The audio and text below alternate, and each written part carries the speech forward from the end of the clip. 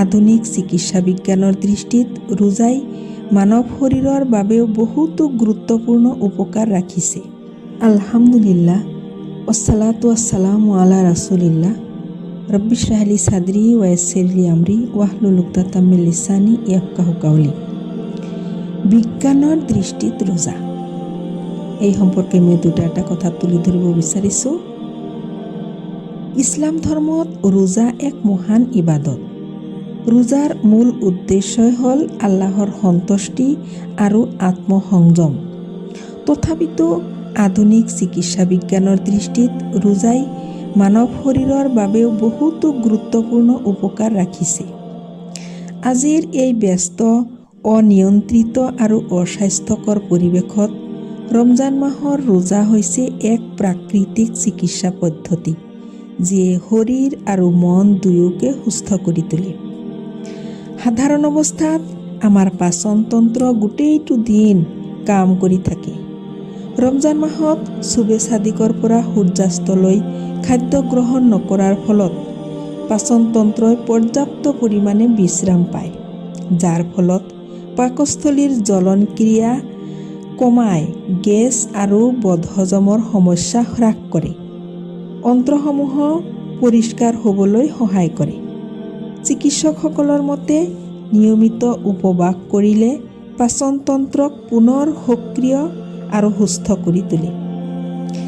২ number কাৰণটো হ'ল ৰোজাৰ সময়ত শৰীৰে খাদ্যৰ পৰা শক্তি লাভ নকৰি সঞ্চিত চৰ্বি বা ফেট যে হয় সেয়া ব্যৱহাৰ কৰিবলৈ আৰম্ভ কৰে, যাৰ বাবে চৰ্বিত জমা হৈ থকা বিষাক্ত পদাৰ্থসমূহ ধ্বংস হয়, যাৰ কাৰণে লিভাৰ আৰু কিডনী অধিক সক্ৰিয় হয়, তেজ পৰিষ্কাৰ হয়, ছাল উজ্জ্বল হয় আৰু স্বাস্থ্যৱান হয়। এই প্ৰক্ৰিয়াক চিকিৎসকৰ ভাষাত ডিটক্সিফিকেশ্যন বুলি কয়। ৩ নম্বৰ কাৰণটো হ'ল সঠিকভাৱে ৰোজা পালন কৰিলে অতিৰিক্ত কেলৰি হ্ৰাস পায়, মেটাবলিজম উন্নত হয় আৰু শৰীৰৰ ওজন নিয়ন্ত্ৰণত থাকে। কিন্তু ইফতাৰ আৰু চেহৰিত অতিমাত্ৰা খালে এই উপকাৰ কমি যায়। ৰোজাই ৰক্তচাপ বা ব্লাড প্ৰেছাৰ নিয়ন্ত্ৰণ কৰে, বেয়া কলেষ্টেৰল হ্ৰাস কৰে, হৃদযন্ত্ৰৰ ওপৰত চাপ কমায়, ফলত হৃদৰোগ, ষ্ট্ৰোক আৰু ধমনীৰ ৰোগৰ সম্ভাৱনা হ্ৰাস পায়। সংযত খাদ্যাভ্যাসে তেজত চেনিৰ পৰিমাণ নিয়ন্ত্ৰণত ৰাখে। ৰমজান মাহত ইনচুলিন সংবেদনশীলতা বৃদ্ধি পায়। টাইপ 2 ডায়েবেটিছ থকা ৰোগীৰ ক্ষেত্ৰত সাৱধানে ৰোজা পালন কৰিলে উপকাৰ পোৱা যায়।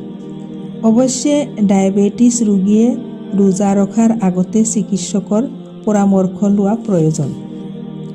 ৰোজাই অকল শৰীৰ নহয়, মগজুকো বিশ্ৰাম দিয়ে। চিকিৎসা বিজ্ঞানৰ মতে ৰোজাই মনোযোগ আৰু স্মৃতিশক্তি বৃদ্ধি কৰে, মানসিক চাপ আৰু উদ্বেগ কমায়, ডিপ্ৰেছন হ্ৰাস কৰাত সহায় কৰে। ইয়াৰ উপৰিও ৰমজান মাহত নামাজ, কুৰআন তিলাৱত আৰু জিকিৰ আজকাৰে মানসিক শান্তি বহুগুণে বৃদ্ধি কৰে, যাৰ বাবে মানসিক স্বাস্থ্যৰ উন্নতি ঘটে। ৰোজাৰ সময়ত শৰীৰত নতুন আৰু সুস্থ কোষ সৃষ্টি হয়, যাৰ বাবে ৰোগ প্ৰতিৰোধ ক্ষমতা বৃদ্ধি পায়। বেক্টেৰিয়া আৰু ভাইৰাছৰ বিৰুদ্ধে প্ৰতিৰোধ ক্ষমতা বাঢ়ে, যাৰ বাবে ইমিউন ছিষ্টেম শক্তিশালী হয়। ৰোজাই শৰীৰৰ হৰম'নসমূহ নিয়ন্ত্ৰণ কৰে, গ্ৰথ হৰম'নৰ বৃদ্ধি পায়, ইনচুলিনৰ সঠিক ব্যৱহাৰ হয়, ষ্ট্ৰেছ হৰম'নৰ হ্ৰাস পায় আৰু কেঞ্চাৰ প্ৰতিৰোধত সহায় কৰে। মুঠতে আমি ক'ব পাৰোঁ যে ৰমজান মাহৰ ৰোজা এক মহান ইবাদত হোৱাৰ সমান্তৰালভাৱে এক উৎকৃষ্ট প্ৰাকৃতিক চিকিৎসা পদ্ধতিও হয়।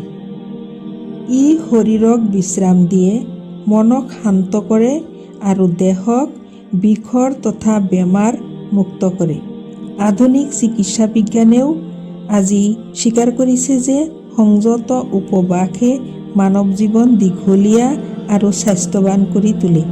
সেয়ে আমি ৰোজাৰ জৰিয়তে আত্মিক পুণ্যৰ লগতে শাৰীৰিক সুস্থতাৰ এই অমূল্য উপহাৰ গ্ৰহণ কৰিব লাগে। আজিলৈ ইমানেই। আল্লাহ হাফিজ।